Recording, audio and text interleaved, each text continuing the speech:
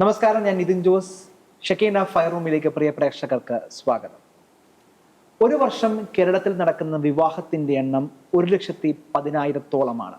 എന്നാൽ നമ്മെ ഞെട്ടിക്കുന്ന ഒരു യാഥാർത്ഥ്യം, ഒരു വർഷം ഏകദേശം 30,000 തൊട്ട് 35,000-ഓളം ഡിവോഴ്സ് കേസുകൾ അല്ലെങ്കിൽ വിവാഹമോചന കേസുകളാണ് ദൈവത്തിന്റെ സ്വന്തം നാട്ടിൽ നടക്കുന്നത്. ഇതിലേറിയ പങ്കും ക്രൈസ്തവ കുടുംബങ്ങളിലാണ് എന്നതാണ് യാഥാർത്ഥ്യം. എന്തുകൊണ്ടായിരിക്കും നമ്മളുടെ പരിശുദ്ധമായ കുടുംബങ്ങളിൽ ഇത്രയധികം വിവാഹമോചനങ്ങൾ ഓരോ വർഷവും നടക്കുന്നത്? ഏകദേശം 2.25 ലക്ഷത്തിലധികം ഡൈവോഴ്സ് കേസുകൾ തീർപ്പാകാതെ കെട്ടിക്കിടക്കുന്ന നമ്മുടെ നാട്ടിൽ എന്താണ് ഇത്രയധികം തീവ്രമായി വിവാഹമോചനങ്ങൾ വർദ്ധിക്കുന്നത്? അതിൽ നമ്മളുടെ പേരന്റിങ്ങിൽ, നമ്മുടെ കുടുംബങ്ങളിൽ കുട്ടികളെ മോൾഡ് ചെയ്ത ആ പ്രക്രിയയിൽ എന്തെങ്കിലും ഒരു വീഴ്ച സംഭവിച്ചിട്ടുണ്ടോ? അതോ ഒരു ചെറിയ കാര്യങ്ങൾക്ക് പോലും പൊട്ടിത്തെറിക്കുന്ന സഹിഷ്ണുതയില്ലാത്ത കുടുംബങ്ങൾ, അല്ലെങ്കിൽ അത്തരത്തിലുള്ള ബന്ധങ്ങളിൽ നമ്മുടെ കുടുംബങ്ങൾ വലുപ്പപ്പെടുന്നത്, ആഴപ്പെടുന്നതൊക്കെ ആ പ്രശ്നത്തിന്റെ രൂക്ഷത കൂട്ടുന്ന ഘടകങ്ങളാണോ? ഈ വിഷയങ്ങളാണ് ഷക്കീന ഫയറും ചർച്ച ചെയ്യുന്നത്. എൻ്റെ കൂടെയുള്ളത് സാമ്പത്തിക വിദഗ്ധയും സാമൂഹിക സാംസ്കാരിക വിഷയങ്ങളിൽ സജീവമായി ഇടപെടുന്ന ഡോക്ടർ കൊച്ചുറാണി ജോസഫ്, ഒപ്പം സാമൂഹിക നിരീക്ഷകൻ, വിവിധ വിഷയങ്ങളിൽ രചനകൾ നയിക്കുന്ന, വിവിധ വിഷയങ്ങളിൽ അഭിപ്രായങ്ങൾ രൂപവൽക്കരിക്കുന്ന ശ്രീ ആന്റണി സച്ചിൻ. രണ്ടുപേർക്കും പ്രിയ പ്രേക്ഷകർക്കും ഷക്കീന ഫയർ റൂമിലേക്ക് സ്വാഗതം. സച്ചിനിൽ ഞാൻ ഈ ചർച്ച ആരംഭിക്കുകയാണ്. ഡൈവോഴ്സ് കേസുകളുടെ ഒരു കണക്ക് നമ്മുടെ മുമ്പിലുണ്ട്. പലപ്പോഴും ഈ വിവാഹം നമ്മൾ വലിയ ആഘോഷമായി സെലിബ്രേറ്റ് ചെയ്യുന്ന ഒരു സംസ്ഥാനമാണ് കേരളം. തീർച്ചയായിട്ടും കേരളത്തിന്റെ എക്കണോമിയിൽ ഏറ്റവും കൂടുതൽ കോൺട്രിബ്യൂട്ട് ചെയ്യുന്ന ഒരു മേഖലയായി വിവാഹം മാറിയിട്ടുമുണ്ട്. അതിനൊരു എക്കണോമിക് കാഴ്ചപ്പാടിനപ്പുറത്തേക്ക് അത് ഒരു കുടുംബങ്ങളുടെ കൂട്ടായ്മയാണ്. അത് ഏറ്റവും പരിശുദ്ധമായ ഒരു കൂദാശയാണ് കാത്തലിക് കോണ്ടെക്സ്റ്റിൽ. അത് തീർച്ചയായിട്ടും നമ്മുടെ വിവാഹം എന്ന് പറയുന്നത്. പക്ഷെ നമ്മളെ വേദനിപ്പിക്കുന്ന കാര്യം, വളരെ സന്തോഷത്തോടെ നടക്കുന്ന വിവാഹമൊക്കെ പലപ്പോഴും ചില ദിവസങ്ങൾ കഴിയുമ്പോൾ പോലും നമുക്ക്, അല്ലെങ്കിൽ ആ കല്യാണത്തിന്റെ അതിൽ പങ്കെടുത്തതിന്റെ ചൂട് നമുക്ക് നഷ്ടപ്പെടുന്ന കാലത്തിന് മുമ്പ് തന്നെ വിവാഹമോചന കോടതികളിലേക്ക് നമ്മളുടെ കപ്പിൾസ് പോകുന്ന ഒരു സാഹചര്യം.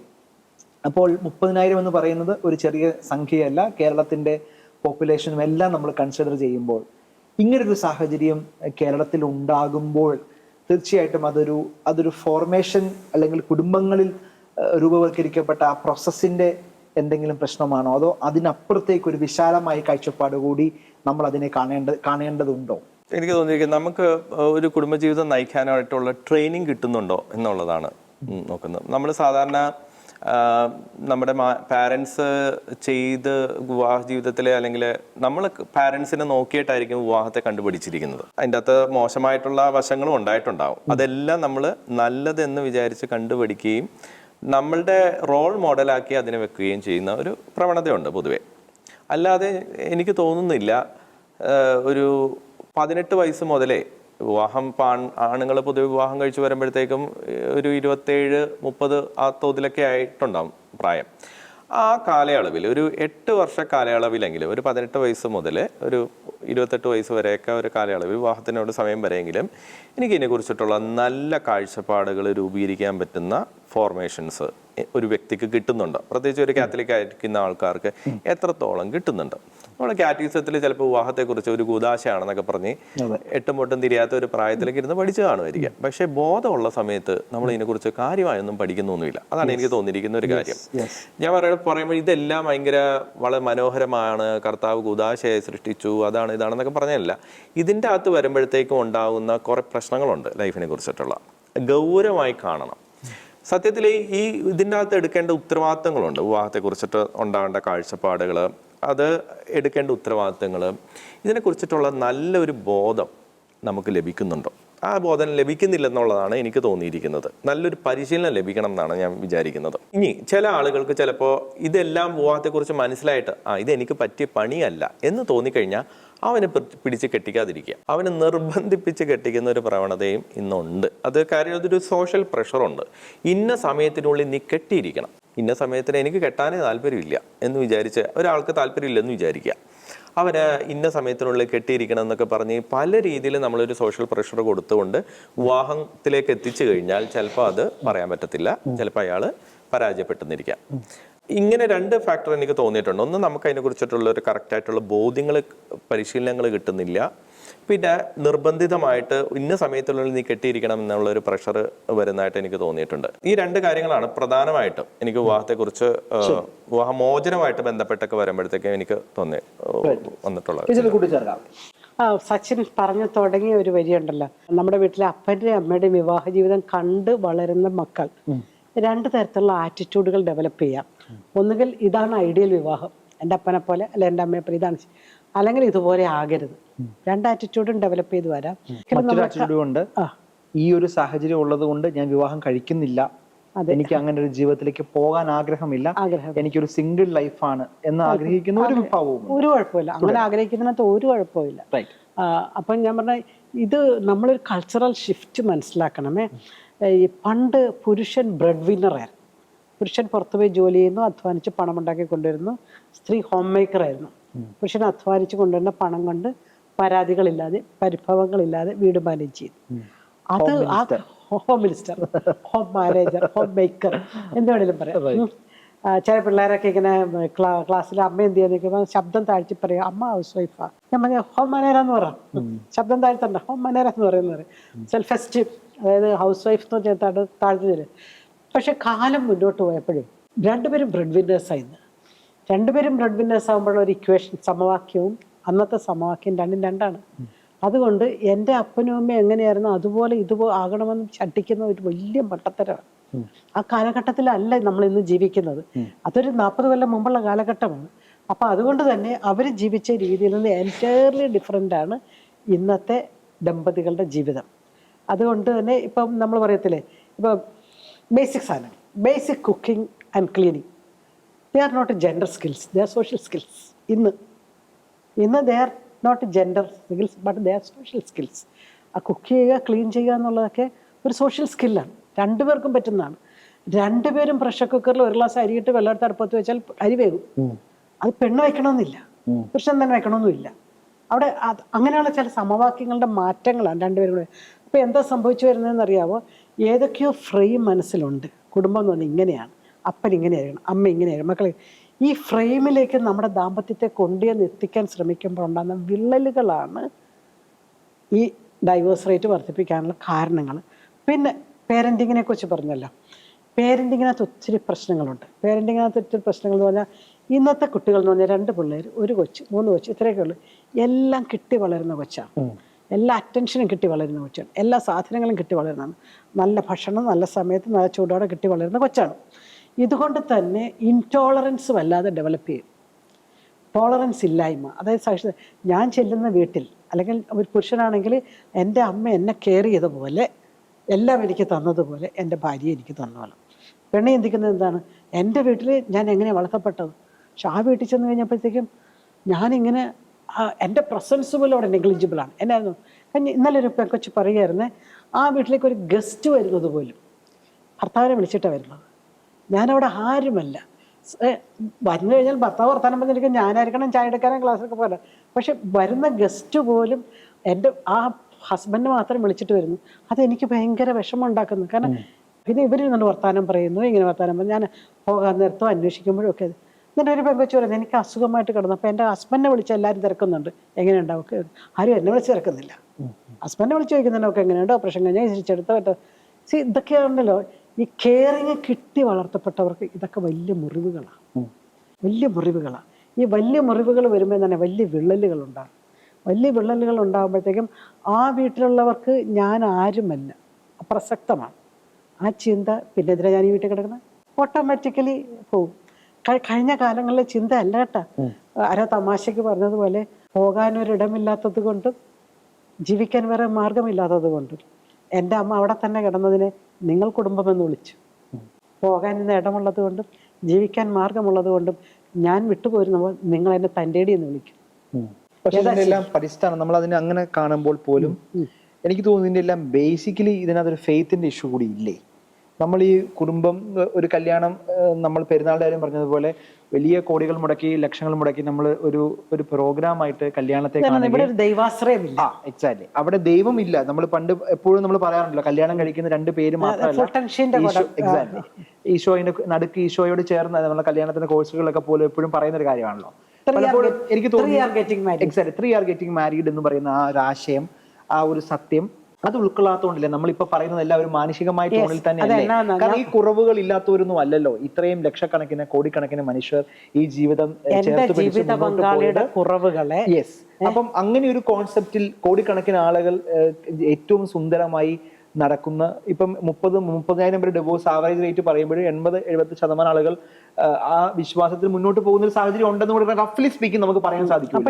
അപ്പൊ അത് സാധ്യമാകുന്നത് എങ്ങനെയാണ്? അവിടെ വിശ്വാസമുണ്ട്, അവിടെ ദൈവത്തിന്റെ ഒരു വലിയ ഒരു കൂട്ടായ്മ അവിടെയുണ്ട്, അവിടെ ഒരു പ്രാർത്ഥനയുണ്ട്, പ്രെയർ ഉണ്ട്. കുറവുകൾ ഉണ്ടാകാലോ, ഈ കുറവുകളൊന്നും ഇല്ലാതെ അല്ലല്ലോ ആരും ഈ ഒരു ദൗത്യത്തിലേക്ക് ഏറ്റെടുക്കുക. അപ്പൊ ഈ കുറവുകളെല്ലാം നിറവുകളാക്കുന്ന ഒരു ഗ്രേസ്, ഒരു ഡിവൈൻ ഗ്രേസ് നമ്മുടെ കുടുംബങ്ങളിൽ നഷ്ടപ്പെടുന്നു എന്ന് പറയുമ്പോൾ അതിൽ കുടുംബ പ്രാർത്ഥന ഉൾപ്പെടെ, ജപമാല ഉൾപ്പെടെ, നമ്മളുടെ ഒരു ഫെയ്ത്ത് ഓറിയന്റഡ് ആയിട്ടുള്ള നമ്മുടെ മിനിസ്ട്രികൾ ഉൾപ്പെടെ ഉള്ളതിന്റെ കുറവ് കൂടിയായി അതിനെ കാണേണ്ടത്. അല്ല, എൻ്റെ ജീവിത പങ്കാളിയുടെ എല്ലാ കുറവുകളോടും എല്ലാ പരിമിതികളോടും ദൈവകാര്യങ്ങളിൽ നിന്ന് ഞാൻ സ്വീകരിക്കുമ്പോഴാണ് എനിക്കൊരു എക്സ്പെക്ടന്റ് ഫെയ്ത്ത്, അതായത് ട്രസ്റ്റിലേക്ക് പോകാൻ പറ്റുന്നത്. പ്രത്യാശയുടെ ഒരു ജീവിതം നയിക്കാൻ പറ്റുള്ളൂ. ഇപ്പൊ കുറെ പ്രശ്നങ്ങളുണ്ടാകാം, ബട്ട് പ്രത്യാശ വരും. പക്ഷെ അപ്പം നമ്മൾ പ്രത്യാശയെക്കുറിച്ചും സ്നേഹത്തെക്കുറിച്ചൊക്കെ സംസാരിക്കുമ്പോൾ ചിലരെങ്കിലും എന്നോട് തിരിച്ചു ചോദിച്ചിട്ടുള്ളൊരു ചോദ്യമുണ്ട്, ഫിസിക്കൽ വയലൻസ് നേരിടുന്ന ഒരു കോണ്ടെക്സ്റ്റിൽ എന്താണ് ചെയ്യേണ്ടത്? തീർച്ചയായും ക്ഷമ, സഹനം എന്നൊക്കെ പറയുന്നത് ഒരു ഇമോഷണൽ വയലൻസിന്റെ കോണ്ടെക്സ്റ്റിലാണ്. അക്സെപ്റ്റൻസും റെസ്പെക്ട് എന്നൊക്കെ പറയുന്ന ഒരു ട്രസ്റ്റിന്റെ, ഫെയ്ത്തിന്റെ കോണ്ടെക്സ്റ്റിലാണ്. പക്ഷെ ഒരു ഫിസിക്കൽ വയലൻസ് നേരിടുന്ന ജീവിത പങ്കാളി, അണ്ണും പെണ്ണിനും ഉണ്ട് കേട്ടോ. ഇത് അവർ ചോദിക്കും, do I need to suffer this to any extent? What do you say? Yes. ചേർത്ത് വായിക്കാം. അപ്പം ഇപ്പം ഇതിനകത്തൊരു ക്ഷമയുടെ ഒരു അതിരും അല്ലെങ്കിൽ ഇങ്ങനത്തെ ഒരു കോണ്ടെക്സ്റ്റ് നമുക്കുണ്ട് അല്ലേ? പലപ്പോഴും ഈഗോ ഒരു പ്രധാനപ്പെട്ട വിഷയമാണ്. അതിൽ ആരാണ് വലുത്, ഏതാണ് വലുപ്പം, ആർക്കാണ് കൂടുതൽ ശമ്പളം എന്ന എക്കണോമിക്സ് പോലും ഇതിനകത്തെ വിവാഹമോചനത്തിൽ ഒരു എക്കണോമിക്സും ഉണ്ട് എന്ന് തന്നെ നമ്മൾ പറയേണ്ടതുമുണ്ടല്ലോ. ഇതിനെല്ലാം അങ്ങനെയാണ് ചേർത്ത് വായിക്കുക. എനിക്ക് തോന്നിയിരിക്കുന്നത് നമുക്കൊരു മാറ്റം, ഇപ്പം നമ്മൾ കാലങ്ങളായിട്ട് അനുവർത്തിച്ചു വരുന്ന ഒരു സംഭവം എന്ന് പറഞ്ഞു കഴിഞ്ഞാൽ, ചെക്കൻ്റെ ആൺകുട്ടിയുടെ വീട്ടിലേക്കാണ് പെൺകുട്ടി താമസിക്കാനായിട്ട് വരുന്നത്. അതിനെ ഒന്ന് മാറ്റിയെടുത്താൽ എന്ന് വെച്ചാൽ, ഞാൻ പറയണത് അവർക്ക് സ്വന്തം വീടും കാര്യങ്ങളൊക്കെ ഉണ്ട്, നല്ല കാര്യം. പക്ഷേ ഈ പെൺകുട്ടി ആണ് ഒരു എൻവയോൺമെന്റൽ ചേഞ്ച് വരുന്നത്, ആൺകുട്ടിക്കല്ല. അപ്പൊ ആൺകുട്ടി എപ്പോഴും ഒരു കംഫർട്ട് സോണിലാണ്, പെൺകുട്ടി അങ്ങനെയല്ല. ടോട്ടലി ആ ദിവസം മുതൽ ഒട്ടും പരിചയമില്ലാത്ത ഈവൻ ചെക്കനും മാതാപിതാക്കളും സറൗണ്ടിങ്സും വീടും സാഹചര്യം എല്ലാം ഒരു പക്ഷേ ഒട്ടും പരിചയമില്ലാത്തൊരു നാടുമായിരിക്കും അത്. അപ്പോൾ അങ്ങനെ ഒരു സാഹചര്യത്തിലേക്ക് പെൺകുട്ടി പോകുമ്പോഴത്തേക്ക് ഉണ്ടാകുന്ന ബുദ്ധിമുട്ടുണ്ട്. ഞാൻ പറയുന്നത് പെൺകുട്ടിയുടെ മനസ്സിൽ നിന്ന് ഇതിനെ നോക്കിക്കാണുമ്പോൾ ബെറ്റർ, ഞാൻ പറയുന്നത് 2 പേരും പുതിയൊരു വീട്ടിലേക്ക് മാറുക എന്നുള്ളത്. അതൊരു വാടക വീടായി ആയാലും കുഴപ്പമില്ല. കാരണം വാടക വീട് ആകാനുള്ള സാധ്യതയാണ് കൂടുതൽ. കാരണം അല്ലെങ്കിൽ എല്ലാവർക്കും അത് അഫോർഡബിൾ അല്ല. സ്വന്തമായിട്ട് ഒരു വീടുണ്ടാകുക, മറ്റൊരു വീടുണ്ടാകുക എന്ന് പറഞ്ഞാൽ എളുപ്പമല്ല. അപ്പം കുറച്ച് മാറിയിട്ടെങ്കിലും സ്വന്തമായിട്ട്, കാരണം അവർക്ക് 2 പേരും ഒരു പുതിയ ഒരു ജീവിതം തുടങ്ങുമ്പോൾ പുതിയൊരു വീടും പുതിയ സാഹചര്യങ്ങളിൽ ആദ്യത്തെ ഒരു 3 വർഷമെങ്കിലും ഞാൻ പറയുന്നത് ആദ്യത്തെ ഒരു 5 വർഷമെങ്കിലും, ആദ്യത്തെ 1-2 കുട്ടികൾ ഉണ്ടാകുന്ന വരെ എങ്കിലും അവരുടെ കാര്യങ്ങൾ മാനേജ് ചെയ്യാൻ without the support of there parents, without intervention. ഞാൻ പറയുന്നത് ഇന്റർവെൻഷൻ, ഇപ്പൊ ഞാൻ പറയുന്നത് അവര് പാരന്റ്സ് എല്ലാം ഗസ്റ്റുകളായി വന്നോട്ടെ. They should not be a decision makers. അവര് ഇതിന്റെ ഡിസിഷൻ അവര് കഴിക്കാൻ പോകുന്ന ഭക്ഷണം, അതിന് എത്ര ഉപ്പ് വേണം, എത്ര മുളക് വേണം, എത്ര എരിവ് വേണം എന്നുള്ളത് വേറെ ആരും അവരായിരിക്കണം തീരുമാനിക്കേണ്ടത്.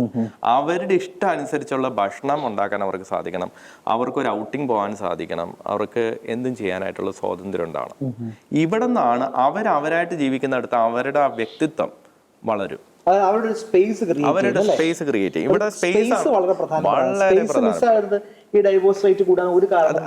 അതായത് ഈ ഫ്രസ്ട്രേഷൻസ് വരുന്നിടത്താണ് ഇതിങ്ങനെ ഒരു വോൾക്കാനിക് എറപ്ഷൻ പോലെ ഏറ്റവും അവസാനം പൊട്ടിത്തെറിക്കുന്നതാണ് അവസാനം ഇതിലേക്ക് എത്തുന്നത്, ഡൈവോഴ്സിലേക്ക് എത്തുന്നതായിട്ട് എനിക്ക് തോന്നുന്നു. ഫ്രസ്ട്രേഷൻസ് മനുഷ്യനിൽ ഇതുണ്ടാവും. കാരണം ഈ പറഞ്ഞ പോലെ പെൺകുട്ടിയാണെങ്കിൽ അവിടെ തമ്പുരാട്ടിനെ പോലെ ആയിരിക്കും അവളുടെ വീട്ടിൽ ജീവിച്ചത്, ആൺകുട്ടിയാണെങ്കിൽ രാജാവിനെ പോലെയാണ് അവൻ്റെ വീട്ടിൽ ജീവിച്ചത്. ഇവർ രണ്ടുപേർക്കും വരുമ്പോൾ ആൺകുട്ടി അപ്പോഴും രാജാവായിട്ട് തന്നെ അവിടെ ജീവിക്കുന്നത്, കാരണം പെൺകുട്ടി അവളുടെ അപ്പോൾ അവളുടെ പല സാധനങ്ങളും ഉപേക്ഷിച്ച് വെച്ചിട്ടാണ് ഇങ്ങോട്ട് വരുന്നത്.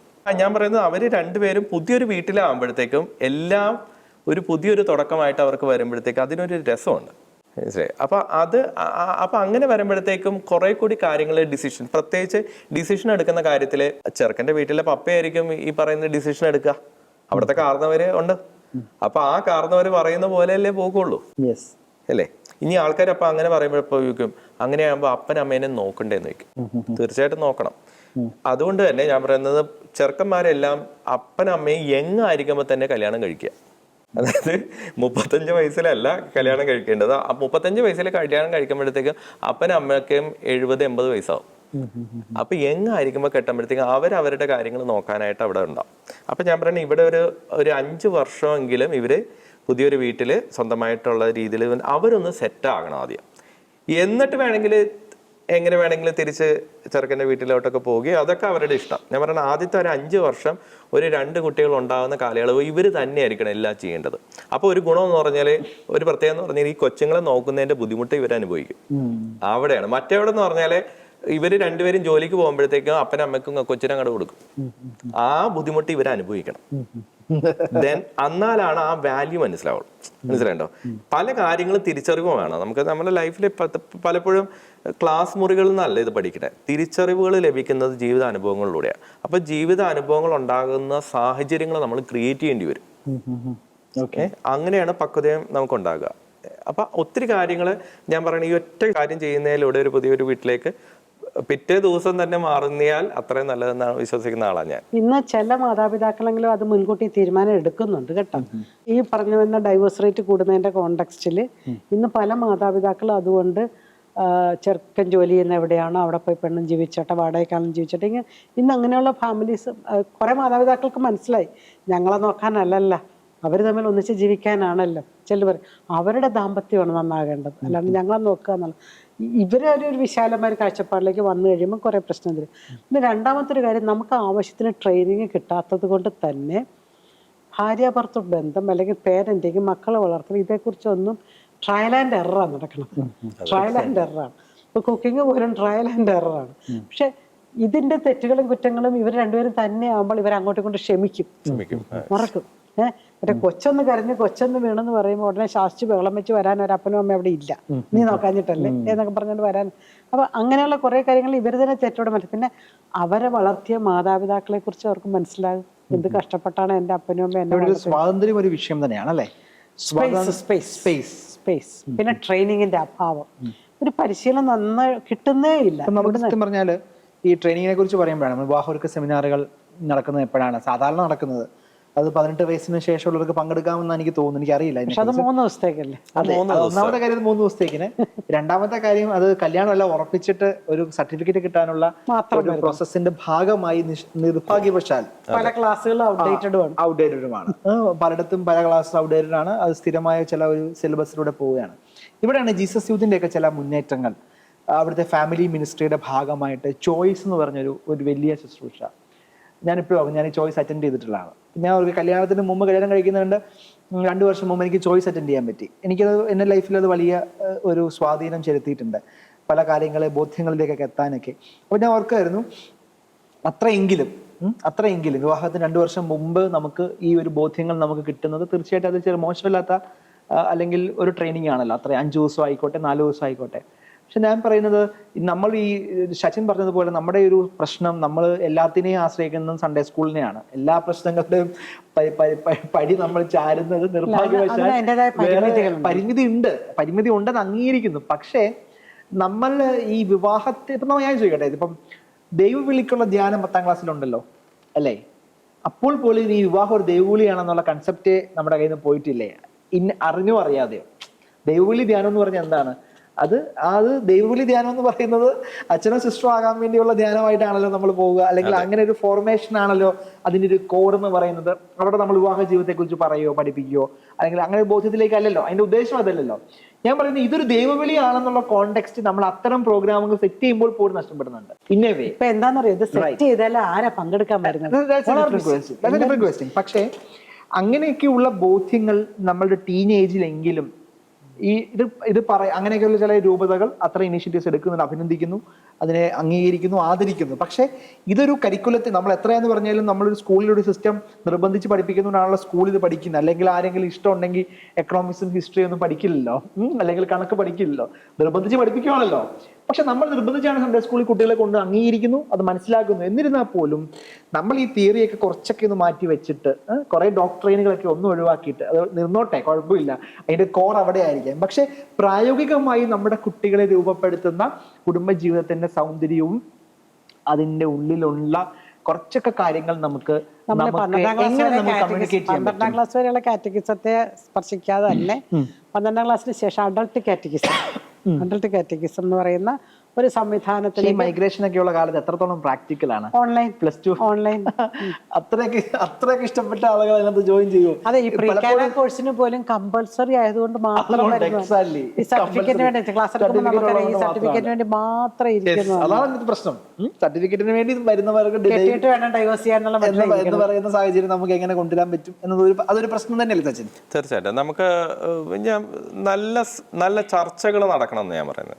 നമ്മുടെ ഇടവകയിലായാലും നമ്മുടെ യൂത്ത് മിനിസ്ട്രീസിലായാലും നല്ല ചർച്ചകൾ, ഈ കാലഹരണപ്പെട്ട പ്രോഗ്രാംസ് ഒക്കെ മാറ്റി വെച്ചുകൊണ്ട് നല്ല ചർച്ചകൾ, തുറന്ന ചർച്ചകൾ, ഈ പറഞ്ഞ പോലെ ഇന്നത്തെ ഡാറ്റ, ഇതുപോലത്തെ ഒരു ഡാറ്റ എടുത്തു വെച്ച് ചർച്ച ചെയ്യണം. കാര്യം നമ്മൾ എല്ലാം വളരെ ഗ്ലോറിഫൈ ചെയ്യുന്ന ഒരു പ്രശ്നമുണ്ട്. എല്ലാം വിവാഹം കൂതാശയാണ്, അത് പക്ഷേ അവിടെ ഇത്രയും ഫെയിലിയർ സംഭവിക്കുന്നുണ്ട്. എന്താണ് ഇതിനെ ഫെയിലിയർ വരാതിരിക്കാൻ അല്ലെങ്കിൽ വിജയകരമാക്കാൻ എന്തൊക്കെ നമുക്ക് ചെയ്യാം, എന്തൊക്കെ മാറ്റങ്ങൾ കൊണ്ടുവരാം? അങ്ങനത്തെ തുറന്ന ചർച്ചകൾ നടന്നാൽ മാത്രമാണ് ഒത്തിരി യുവജനങ്ങൾ പങ്കെടുക്കുള്ളൂ. അല്ലാതെ ഒരാളൊരു മൈക്കിൽ കുറേ പഠിച്ചു വന്നിട്ട് ഇങ്ങനെ റേഡിയോ പോലെ ക്ലാസ് എടുക്കുന്ന ആ സമ്പ്രദായം ഉണ്ടല്ലോ. ഞാൻ പറയുന്നത് പ്രോബ്ലം എന്ന് പറഞ്ഞു കഴിഞ്ഞാൽ നമ്മൾ ഈ ചർച്ചകളും എല്ലാം അതിൻ്റെ ഡൈനാമിസംസ്, ഇത് കൊടുക്കുന്നതിൻ്റെ ഡൈനാമിസംസ് പുതുമ കൊണ്ടുവരാതെ പഴയ ഒരു രീതിയിൽ രൂപതകളിലും പ്രീകാന കോഴ്സിൽ ചർച്ചകൾ വെക്കുന്നുണ്ട്. പക്ഷെ കുഴപ്പം എന്താണെന്നറിയാവോ, കെട്ടാമണ ചെറുക്കൻ കെട്ടാമണ പെണ്ണുമാണ് അവിടെ ഇരിക്കുന്നത്. അപ്പൊ അതുകൊണ്ട് അവർക്ക് പരിമിതികളുണ്ട്. സച്ചിൻ പറയുന്നത് വളരെ അത് അപ്പോഴല്ല ചർച്ച അപ്പോഴല്ല, ഒത്തിരി മുന്നെയാണ് ടീനേജിലെങ്കിലും അത്തരം ചർച്ചകളുടെ വേദികളായി നമ്മൾ പള്ളികളെ മാറ്റണമെന്നുള്ള തീർച്ചയായിട്ടും നമ്മൾ കൂടുതൽ ഒരു അറേഞ്ച്ഡ് മാരേജ് സിസ്റ്റത്തിലൂടെ കടന്നു വന്ന ആളുകളാണ് കഴിഞ്ഞ തലമുറയില്. ഇപ്പൊ മാതാപിതാക്കന്മാർ തമ്മിൽ ആലോചിച്ചിട്ട് വ്യത്യാസമായി. ഇപ്പൊ ലവ് മാരേജ് അങ്ങനത്തെ ഉള്ള ഒരു തലത്തിലേക്ക്, ലവ് കം അറേഞ്ച്ഡ് മാരേജിന്റെ ഒരു തലത്തിലേക്കൊക്കെ ഡെവലപ്പ് ചെയ്ത് ഒത്തിരി വരുന്നുണ്ട്. അപ്പൊ ഞാൻ പറയുന്നത് ആ മാറ്റം നമ്മൾ കൊണ്ടുകൊണ്ട് ഇത്തരം ചർച്ചകള് നമുക്ക് ഈ വിഷയങ്ങളൊക്കെ ഒന്ന് ചർച്ച യുവജനങ്ങളുടെ അടുത്ത് വളരെ രസകരമായിട്ട് ഞാൻ നടത്തിയിട്ടുള്ളതുകൊണ്ട് പറയാണ്, വളരെ രസകരമായിട്ട് പിള്ളേർ ചർച്ച ചെയ്യുകയും അതിന്റെ വിവിധ വശങ്ങൾ. അപ്പൊ ഞാൻ പറയണത് പിള്ളേർക്ക് ചർച്ച ചെയ്യാനൊക്കെ ഇഷ്ടമുള്ള വിഷയമാണ് ഇതെല്ലാം. പക്ഷെ നമ്മൾ ആ ഉള്ളു തുറന്ന് പിള്ളേരെ കൊണ്ട് ചിന്തിപ്പിക്കുന്ന രീതിയിൽ അല്ല ഇന്ന് പല കാര്യങ്ങളും ചെയ്യിപ്പിക്കുന്നത്. പിന്നെ അത് കൃത്യമായിട്ട് മോണിറ്റർ ചെയ്യാനും ആനിമേറ്റ് ചെയ്യാനും തീർച്ചയായും വളരെ പ്രധാനപ്പെട്ട ചർച്ചകളാണ്, ചിന്തകളാണ് ഷെക്കീന ഫൈറൂമിന്റെ ഈ പ്ലാറ്റ്ഫോമിൽ നമ്മൾ സംബന്ധിച്ചത്. വിവാഹ മോചനത്തിന്റെ കേസുകൾ പെരുകുമ്പോൾ പ്രായോഗികമായി നമുക്ക് എങ്ങനെ ഇതിൽ ഇടപെടാം എന്ന വളരെ പോസിറ്റീവായ നിർദ്ദേശങ്ങൾ ഷെക്കീന ടെലിവിഷൻ പ്രേക്ഷകരിലൂടെ ഈ സഭയെയും സമൂഹത്തെ മുഴുവൻ ഉദ്ദീപിപ്പിക്കുകയും ചിന്തിപ്പിക്കുകയും ചെയ്യുകയായിരുന്നു. തീർച്ചയായിട്ടും വിവാഹം ദൈവികമായ കൂദാശയ്ക്കപ്പുറം അത് രണ്ട് മനുഷ്യരുടെ സംഗമത്തിനപ്പുറത്തേക്ക്, രണ്ട് കുടുംബങ്ങളുടെ സംഗമത്തിനപ്പുറത്തേക്ക് ഈ സമൂഹത്തെ ഏറ്റവും മനോഹരമാക്കുന്ന, ഈ പ്രപഞ്ചത്തെ ഏറ്റവും സുന്ദരമാക്കുന്ന കൂദാശ ഈ ഒരു കൂട്ടായ്മ. എന്നാൽ ഈ കൂട്ടായ്മയിൽ ഉണ്ടാകുന്ന പരാജയങ്ങൾ, ആ പരാജയങ്ങളുടെ കാരണങ്ങളെ വസ്തുനിഷ്ഠമായി നമുക്ക് ചർച്ച ചെയ്യാനും അതിനുള്ള വേദികളായി ചെറിയ പ്രായം തൊട്ട് തന്നെ നമ്മുടെ കുടുംബങ്ങളെയും അത്തരം ചർച്ചകൾ നമ്മുടെ കുടുംബങ്ങളിൽ, നമ്മുടെ കൂട്ടായ്മകളിൽ, നമ്മുടെ കാറ്റഗിസം സൺഡേ സ്കൂളുകളിൽ, പള്ളികളിലൊക്കെ ഉണ്ടായി. അതിനുമെല്ലാം അപ്പുറത്തേക്ക് ഈശോയെ ചേർത്ത് പിടിച്ച് രണ്ട് കുടുംബങ്ങൾ, രണ്ട് വ്യക്തികളല്ല, ഈശോയൊപ്പം ചേരുന്ന 3 are getting married എന്ന് പറയുന്ന അതിസുന്ദരമായിട്ടുള്ള ബോധ്യവും നമ്മുടെ ഉള്ളിലുണ്ടാകട്ടെ. അങ്ങനെ വിശുദ്ധമായ കുടുംബജീവിതം ഈ നാടിനെ, ഈ പ്രപഞ്ചത്തെ കൂടുതൽ സുന്ദരമാക്കട്ടെ. ഷെക്കീന ഫൈറൂമിലൂടെ അവസാനിക്കുന്നു. പ്രിയ പ്രേക്ഷകർക്ക്, അതിഥികൾക്ക് നന്ദി, നമസ്കാരം.